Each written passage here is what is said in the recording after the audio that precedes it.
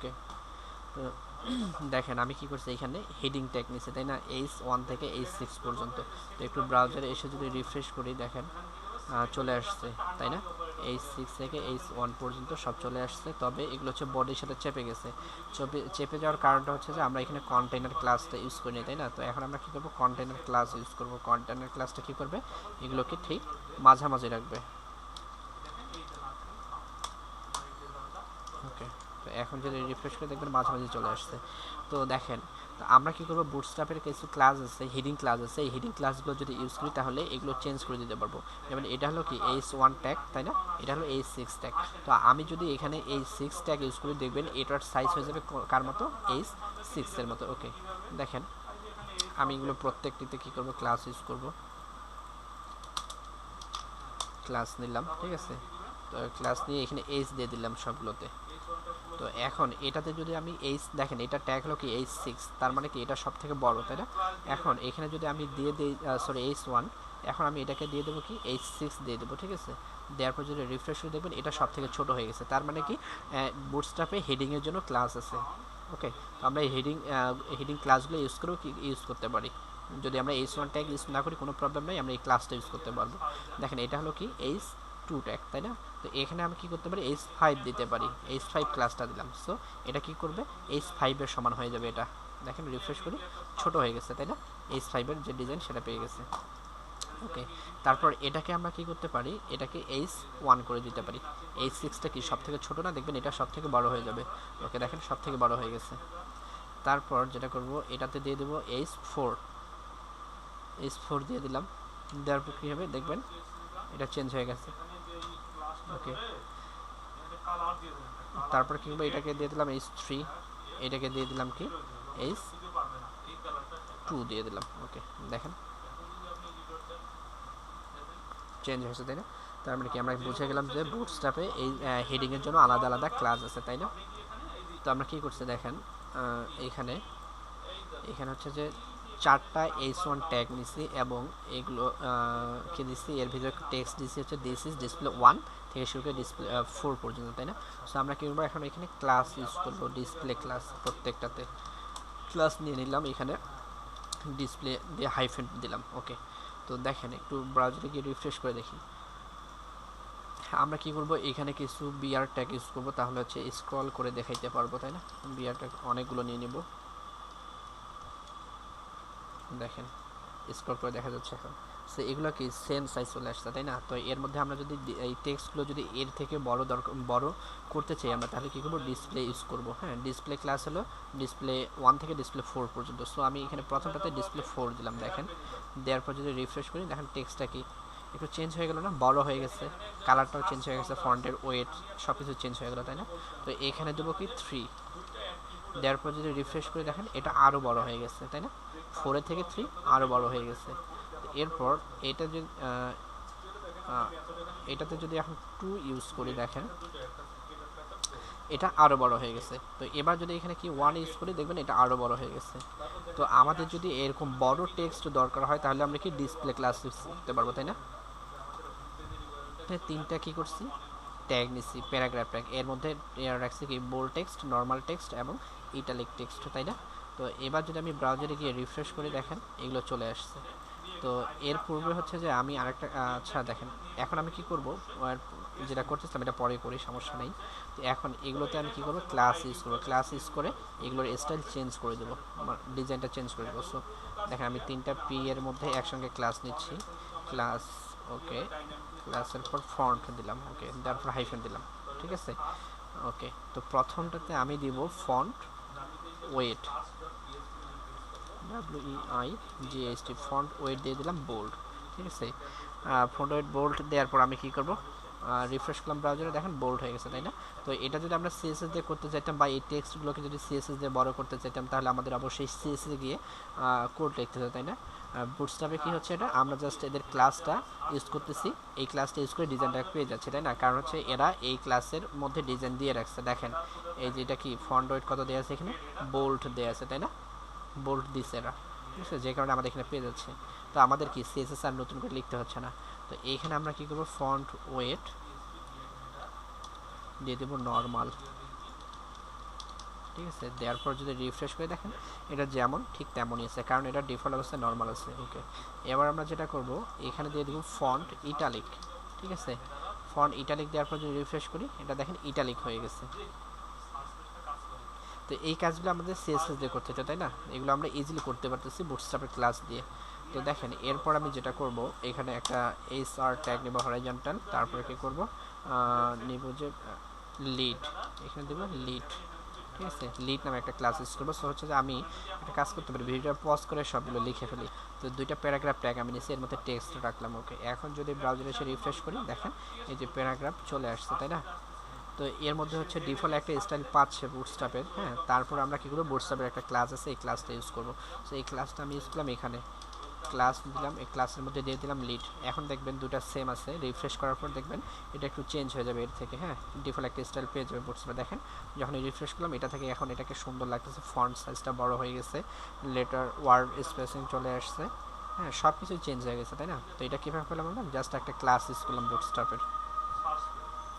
আজান দিচ্ছে, 2 minute break দিই।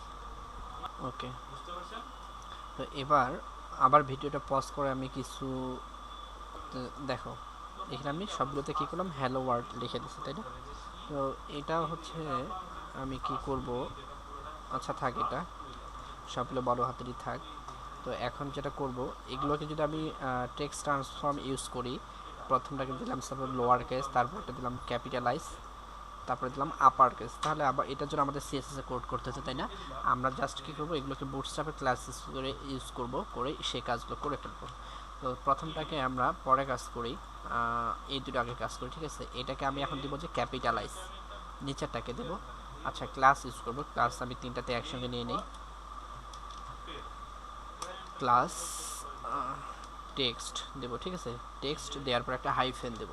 ওকে, তো টেক্সটের জন্য আমাদের ক্লাস টেক্সটের স্টাইল যেহেতু চেঞ্জ করতে চাচ্ছি আমি, হ্যাঁ, তো কী করবো, প্রথম টেক্সট দিতে হবে, তারপর হাইফেন দিতে হবে। দেওয়ার পর আমরা যে এটা পরিবর্তন করে যে অবস্থা নিতে যাচ্ছি সেটি লিখতে হবে। সাপোজ এখানে নিতে যাচ্ছি আমি কি আপার কেস, আপার কেসে।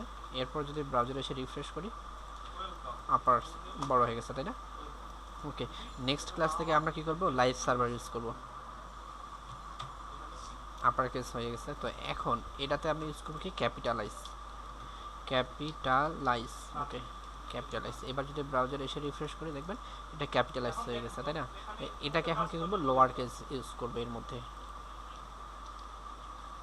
Lower case. ওকে, ব্রাউজারে এসে রিফ্রেশ করি সবগুলো কি ছোটো হাতের হয়ে গেল, তাই না? তো আমরা কি ইজিলি টেক্সট ট্রান্সফর্ম করতে পারবো, তাই না? কীভাবে, বুটস্ট্র্যাপের ক্লাস ইউজ করে। ওকে, এরপর আমরা কি দেখব, লিস্ট দেখব। এখানে একটা কি করব, এইচআর ট্যাগ নিলাম হরাইজন্টাল রো, এরপর কমেন্টের মধ্যে বলে দিলাম লিস্ট। ঠিক আছে, তো দেখেন এখানে কি করব, আনঅর্ডার লিস্ট নেব, লিস্ট লিখে দিলাম লিস্ট আইটেম। ঠিক আছে, এটাকে কপি করে কয়েকবার, 4বার কপি করলাম। ওকে ফাইন, এখন এটাকে আরেকবার কপি করলাম। তো ব্রাউজারে এসে যদি দেখি রিফ্রেশ করে দেখেন লিস্ট চলে আসছে, বাট দেখেন লেফট সাইডে একটা গ্যাপ থেকে গেছে, তাই না? এর কারণ হলো যে ইউএল এর মধ্যে ডিফল্ট প্যাডিং এবং মার্জিন পেয়ে থাকে, যে কারণে এই গ্যাপটা থাকে।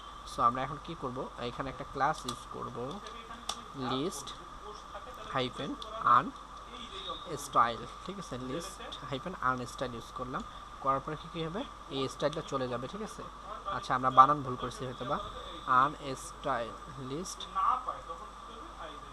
আন স্টাইল, আমরা সেভ, আচ্ছা সরি, হ্যাঁ বানান ভুল করে ফেলেছিলাম, লিস্ট, হ্যাঁ LIST। ওকে সরি, দেখেন রিফ্রেশ করলাম, এই যে বুলেট যে সাইনটা ছিল বুলেট সাইন চলে গেছে। এরপর কি হয়েছে, এরপর হচ্ছে যে প্যাডিং মার্জিন যে ছিল সেটাও চলে গেছে, তাই না? তো এখন আমরা যদি চাই এগুলোকে পাশাপাশি নিয়ে আসতে পারবো। ঠিক আছে, একটার পাশে আরেকটা। আমরা জানি লিস্ট আইটেম হলো কি ব্লক লেভেল এলিমেন্ট, তাই না? এগুলোকে আমরা ইনলাইন এলিমেন্টে পরিণত করলে তারপরে এরা কী করবে, পাশাপাশি আসবে। সো ইনলাইন এলিমেন্টে করার জন্য আমরা কী করবো, এদের এইখানে একটা ক্লাস ইউজ করবো, লিস্ট আইটেমের মধ্যে একটা ক্লাস ইউজ করবো। সরি, একটা মিস্টেক আমরা করে ফেলছি, এখানে এলটা বড় হাতে দিচ্ছি। ঠিক আছে, এলটা আমরা কী করবো, ছোটো হাতে দেবো, লিস্ট আইটেম। ওকে, এটা কপি করে নিচেটা তো পেস্ট করে দিই। ওকে, তো তো ক্লাস ইউজ করলাম, এইখানে দিয়ে দেবো যে লিস্ট হাইফেন দিলাম। ওকে, দেওয়ার পর আমি প্রথমটাকে কি করব, ইনলাইন দেব। প্রথমটাকে যদি আমি ইনলাইন দিই তাহলে কি হবে, প্রথমটা ইনলাইন এলিমেন্ট হয়ে যাবে। ইনলাইন এলিমেন্ট কি করে, তার কন্টেন্ট যতটুকু ঠিক ততটুকু জায়গায় দখল করবে। ঠিক আছে, এ হচ্ছে যে যতটুকু এরিয়া ততটুকুই জায়গা দখল করছে, মানে কন্টেন্টের সমান, বাট এ তো ব্লক লেভেল এলিমেন্ট, তাই না? এখন এটাকে আমাদের কি করতে হবে, ইনলাইন এলিমেন্ট করতে হবে। সো একেও বলে দেবো ইনলাইন। সরি, আমরা যে মিস্টেকটা করেছি, লিস্ট আইটেম দিতে হবে। এখানে আইটেমের পরে কি করতে হবে, ইনলাইন দিতে হবে। সো এটা তো দিয়ে দিলাম লিস্ট আইফেন হাইফেন তারপরে ইনলাইন, কারণ এগুলো তো লিস্ট আইটেম, তাই না? ওকে, এবার যদি তো এখানে যে মিস্টেকটা করছিলাম সেটা হলো যে লিস্ট ইনলাইন আইটেম, এইভাবে ক্লাসটা ইউজ করতে হবে। ঠিক আছে, লিস্ট ইনলাইন এরপরে আইটেম দিতে হবে। তো এখন দেখেন দুইটা তো পাশাপাশি চলে আসছে, এখন এটাকেও আমরা এর পাশে আনতে যাচ্ছি। তো কী করতে হবে, এখানেও বলতে হবে list hyphen inline hyphen item. Okay, এরপর যদি রিফ্রেশ করি দেখেন এটা চলে আসে পাশে। এখন এটাকেও আমরা তার পাশে আনতে যাচ্ছি, এটাকেও কী বলবো, কী করে দেবো, লিস্ট ইনলাইন আইটেম লিখে দেবো, ক্লাস আইটেম দিলাম। ইনলাইন বানানো হয়তো আমি ভুল করছি, হ্যাঁ ইনলাইন। ওকে, রিফ্রেশ করি, পাশাপাশি চলে আসে, তাই না? তো এটাকে আমরা কি ইউএল এর মধ্যে দিছিলাম লিস্ট আর্ন স্টাইল, তাই না? এখন এটাকে আমরা দেব ইউএল এর মধ্যে লিস্ট ইনলাইন। ওকে, দেখেন এখানে একটা ক্লাস ইউজ করব আমরা, এই ক্লাসটা একসঙ্গে নিয়ে নেই, এখানেও ইন্টার দিলাম, স্পেস দিলাম একটা, দেওয়ার পর ক্লাস লিখব। ক্লাসের মধ্যে লিখে দেব লিস্ট হাইফেন ইন। আচ্ছা, এখানে এখন আমি লিখবো না, জাস্ট আমি এটাতে ক্লাস দেবো ইনলাইন। ঠিক আছে, লিস্ট ইনলাইন, ইনলাইন দিলাম। ওকে, দেওয়ার পর ব্রাউজারে এসে রিফ্রেশ করার আগে দেখেন এটা কিন্তু ডান দিকে সরে আছে, তাই না? কারণ ইউএল এর প্যাডিং মার্জিনের জন্য, এবং হচ্ছে বুলেট সাইন আছে লিস্টের স্টাইল।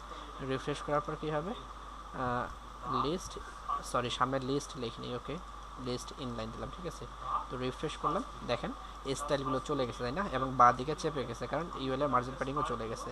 তো এখন আমরা কি করব, এগুলোকে হচ্ছে যে পাশাপাশি নিয়ে আসতে যাচ্ছি। সো আগের মতোই এই ক্লাসটা আমাদের এখানে ইউজ করতে হবে। ওকে, তো লিস্ট হাইফেন ইনলাইন, ইনলাইন দিলাম। ঠিক আছে, দেওয়ার পর আমরা প্রথমটাকে দেই আইটেম। এটা কি হবে, প্রথমটা হয়ে যাবে ইনলাইন আইটেম। ঠিক আছে, আমরা কি করব, এখন এটাকেও দেব আইটেম। তো এখন কি করবে, এটা হয়ে যাবে, এটাও ইনলাইন আইটেম হয়ে গেছে, লিস্ট আইটেমটা এটাও ইনলাইন এলিমেন্ট হয়ে গেছে, এটাও ইনলাইন এলিমেন্ট হয়ে গেল। এখন দুইটা পাশাপাশি চলে আসছে, তাই না? এখন এটাকে যদি আমরা করে দেই ইনলাইন সরি নিচেরটাতে ইনলাইন হাইফেন কি দেবো, আইটেম। ঠিক আছে, তাহলে এটাও কি হয়ে গেল, ইনলাইন এলিমেন্ট হয়ে গেল। তাহলে এটাও কি করবে, পাশাপাশি চলে আসছে। তো এবার আমি যেটা করবো, এখানেও দিয়ে দেবো আইটেম, তাহলে কি হবে, এটাও পাশাপাশি চলে আসবে, চলে আসছে। ঠিক আছে, তো লিস্ট থাকে কি, লিস্ট আইটেম প্রথম ডিফল্ট অবস্থা থেকে ব্লক লেভেল এলিমেন্ট, এটা মনে রাখতে হবে, যে কারণে এটা পাশাপাশি আসে না। ঠিক আছে, পাশাপাশি আনতে চাইলে কি করতে হবে, ইনলাইন এলিমেন্টে রূপান্তরিত করতে হবে। তো এই পর্বে এতটুকুই থাকলো, হ্যাঁ।